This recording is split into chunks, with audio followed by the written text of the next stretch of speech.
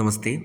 CBSE NCERT 6ാം ക്ലാസ്സിലെ ദീപകം പാഠപുസ്തകത്തിലെ 9ാമത്തെ പാഠമാണ് യോ ജാനാതി സഹ പണ്ഡിതഃ. ഈ ഒരു പാഠഭാഗമാണ് ഈ വീഡിയോയിലൂടെ നമ്മൾ നോക്കാനായിട്ട് പോകുന്നത്. നമുക്ക് പാഠഭാഗത്തിലേക്ക് കടക്കാം. യോ ജാനാതി സഹ പണ്ഡിതഃ. ആരാണോ അറിയുന്നത് അവൻ പണ്ഡിതനാണ് എന്നാണ് പാഠത്തിൻ്റെ പേരിൻ്റെ അർത്ഥം. സംസ്കൃത സാഹിത്യെ പ്രഹേളികാനാം വിശിഷ്ടം സ്ഥാനം അസ്തി. സംസ്കൃത സാഹിത്യത്തിൽ പ്രഹേളിക അതായത് കടങ്കഥകൾക്ക് ഒരുപാട് സ്ഥാനമുണ്ട്. പ്രഹേളികാഹ ആബാലവൃദ്ധം മാനസികം ഉല്ലാസം ജനയന്തി. ഈ പ്രഹേളികകൾ ആബാലവൃദ്ധം, ബാലന്മാർ മുതൽ വൃദ്ധന്മാർ വരെ, അതായത് ഒരു പ്രായഭേദമന്യേ മാനസികം ഉല്ലാസം ജനയന്തി, അവർക്ക് മാനസികമായിട്ടുള്ള ഒരു ഉത്തേജനം നൽകുന്നു. ബുദ്ധയെ താർക്കിക ശക്തിയും വർദ്ധയന്തി. ബുദ്ധിയുടെ താർക്കിക ശക്തി, അതായത് ലോജിക്കൽ തിങ്കിങ്ങും അനലറ്റിക്കൽ തിങ്കിങ്ങും ഒക്കെ വർദ്ധിപ്പിക്കുന്നു. ചിന്തനക്ഷമതാം വികാസയന്തി. നമ്മുടെ തിങ്കിങ് കപ്പാസിറ്റി കൂട്ടുന്നു, വികസിപ്പിക്കുന്നു. പൂർവജാനാം കവീനാം ബുദ്ധിമത്താം കൽപ്പനാശക്തിയും ച ദർശയന്തി. പ്രഹേളികകൾ നമ്മുടെ മുമ്പ് ജീവിച്ചിരുന്ന കവികളുടെ ബുദ്ധിശക്തിയും അതുപോലെ അവരുടെ ഇമാജിനേഷൻ, കൽപ്പനാശക്തിയും നമുക്ക് കാണിച്ചു തരുന്നു. അത്രയും നല്ല രീതിയിലാണ് അവർ ആ ശ്ലോകങ്ങൾ ഡിസൈൻ ചെയ്തേക്കണേ എന്നാണ് ഇവിടെ ഉദ്ദേശിച്ചിരിക്കുന്നത്. അപ്പോൾ പ്രഹേളികളെ കുറിച്ചിട്ടുള്ള ഒരു പാഠമാണ്. 5 പ്രഹേളികളാണ് ഈ പാഠത്തിലുള്ളത്. അതിൽ 1ാമത്തെ പ്രഹേളിക നമുക്ക് നോക്കാം. ഭോജനാന്തേ ച കിംപേയം ജയന്ത കസ്യ വൈസുതഃ കഥം വിഷ്ണുപദം പ്രോക്തം തക്രം ശക്രസ്യ ദുർലഭം. ഭോജനാന്തേ ച കിംപേയം. ഭോജനത്തിൻ്റെ അന്തത്തിൽ, ഭോജനത്തിൻ്റെ ലാസ്റ്റ് എന്താണ് കുടിക്കുക? ജയന്തഃ കസ്യ വൈസുതഃ. ജയന്തഃ ആരുടെ പുത്രനാണ്? സുതഃ പുത്രഃ. കഥം വിഷ്ണുപദം പ്രോക്തം. എങ്ങനെയാണ് വിഷ്ണുപദത്തിൽ എത്തിച്ചേരാനായിട്ട് സാധിക്കുക, അതായത് വിഷ്ണു ഭഗവാൻ എങ്ങനെയാണ് കാണാൻ സാധിക്കുക. ഇങ്ങനെ 3 ചോദ്യങ്ങളാണ് ഈ ഒരു പ്രഹേളികയിലുള്ളത്.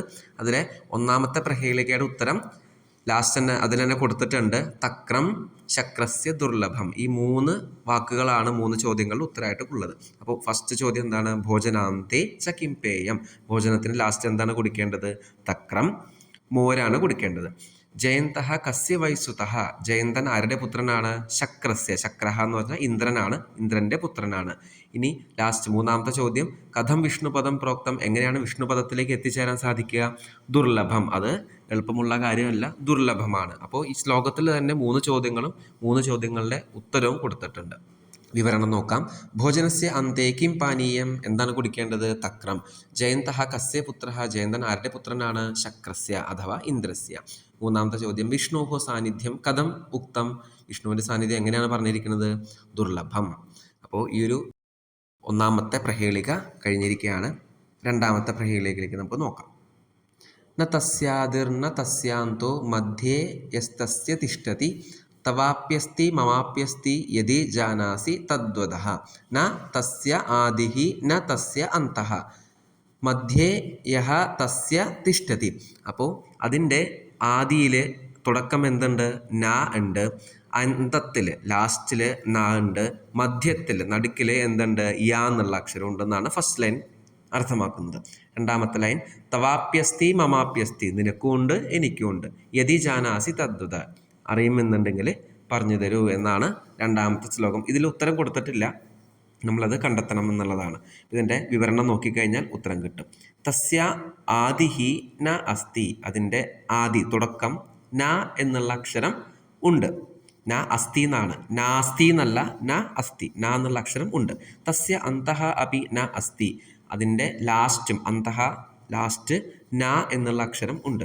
തസ്യ മധ്യേ യഹ തിഷ്ഠതി. അതിൻ്റെ നടുക്കിൽ ന എന്ന നടുക്കിൽ യ എന്നുള്ള അക്ഷരം ഉണ്ട് എന്നാണ് പറയുന്നത്. തവാപ്യാസ്തി മമാപ്യാസ്തി. നിനക്കുണ്ട് എനിക്കുണ്ട്. യദി ജാനാസി തദ്വദ. നിനക്കറിയാമെന്നുണ്ടെങ്കിൽ പറയൂ. ഉത്തരം എന്താണ്? നയനഹ, കണ്ണാണ് ഉത്തരം.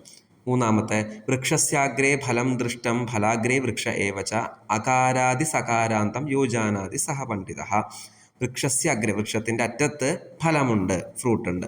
ദൃഷ്ടം, അത് കാണാൻ സാധിക്കും. ഫലാഗ്രേ വൃക്ഷ ഏവച, ഫലത്തിൻ്റെ അഗ്രത്തിൽ, ആ ഫ്രൂട്ടിൻ്റെ ലാസ്റ്റ് എന്തുണ്ട്? വൃക്ഷമുണ്ട്.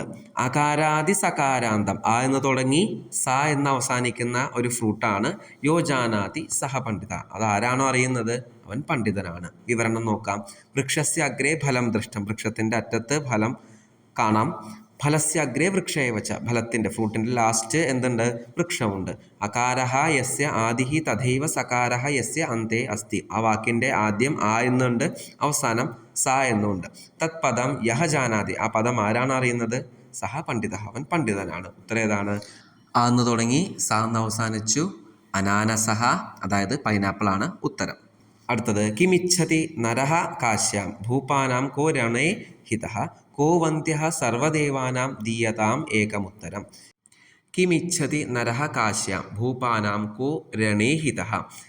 നരഹ മനുഷ്യ കാശ്യാം കിമിച്ഛതി, കാശിയിൽ പോയി കഴിഞ്ഞാൽ എന്താണ് ആഗ്രഹിക്കുന്നത്? ഉത്തരം മൃത്യു, മരണമാണ് ആഗ്രഹിക്കുന്നത്.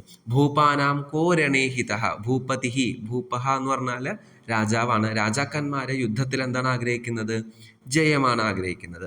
കോ വന്ധ്യഃ സർവദേവാനാം, എല്ലാ ദേവന്മാരും വന്ദിക്കുന്നത് ആരെയാണ്? അല്ലെങ്കിൽ എല്ലാ ദേവന്മാർക്കും മുകളിലായിട്ട് ആരാണുള്ളത്?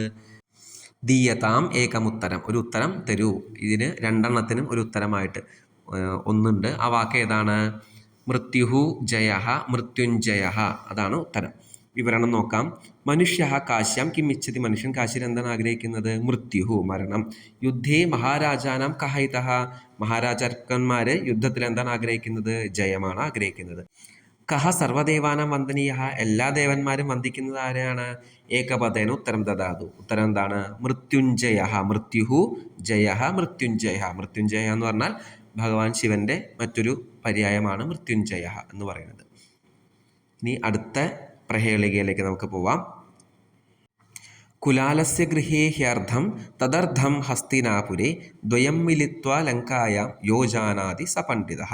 കുലാലസ്യ ഗൃഹേ ഹ്യർത്ഥം, കുലാലഹ എന്ന് വെച്ചാൽ കുടമുണ്ടാക്കുന്ന ആളാണ്. ആളുടെ വീട്ടിൽ പകുതിയുണ്ട്. തദർത്ഥം ഹസ്തിനാപുരേ, അതിൻ്റെ ബാക്കി പകുതി ഹസ്തിനാപുരം. ഹസ്തിനാപുരം എന്ന് പറഞ്ഞാൽ മഹാഭാരത യുദ്ധത്തിലുള്ള ഹസ്തിനാപുരിനെ കുറിച്ചാണ് പറയുന്നത്. ദ്വയം മിലിത്വ ലങ്കായം, ഈ രണ്ടും എവിടെയാണ് കിട്ടുക? രണ്ടും കൂടിയിട്ട് ലങ്കയിലാണ് ലഭിക്കുക എന്നാണ് പറയുന്നത്. യോജാനാതി സഹ പണ്ഡിത, ആരാണ് അറിയുന്നത്? അവൻ പണ്ഡിതനാണ്. അപ്പോൾ നമുക്ക് വിവരണം നോക്കിക്കഴിഞ്ഞാൽ ഉത്തരം കിട്ടും. വിവരണം: കുംഭകാരസ്യ ഗൃഹേ ഏകം അർദ്ധം കിം അസ്തി. കുംഭകാരൻ്റെ വീട്ടിൽ ഒരു പകുതി ഉണ്ട്, അതേതാണ്? കുംഭഃ. ഹസ്തിനാപുരേ തസ്യ അപരം അർദ്ധം കിം അസ്തി. ഹസ്തിനാപുരം, മഹാഭാരത യുദ്ധത്തിലുള്ള ഹസ്തിനാപുരിയിൽ എന്താണുള്ളത്? ബാക്കി കർണഃ. അപ്പൊ കുംഭഃ കർണഃ രണ്ടും കിട്ടി. ദ്വയം മിലിത്വ പൂർണ്ണരൂപം ലങ്കായാം കിമസ്തി, രണ്ടും കൂടി ചേർന്നിട്ടുള്ള ഒരു രൂപം ലങ്കയിൽ എന്താണുള്ളത്? ഉത്തരം യഹ ജാനാതി സഹ പണ്ഡിത, ഉത്തരം ആരാണ് അറിയുന്നത്? അവൻ പണ്ഡിതനാണ്. അപ്പോൾ കുംഭഃ കർണഃ, ഉത്തരം എന്ത് കിട്ടി? കുംഭകർണഃ. രാവണന്റെ സഹോദരനാണ് കുംഭകർണൻ.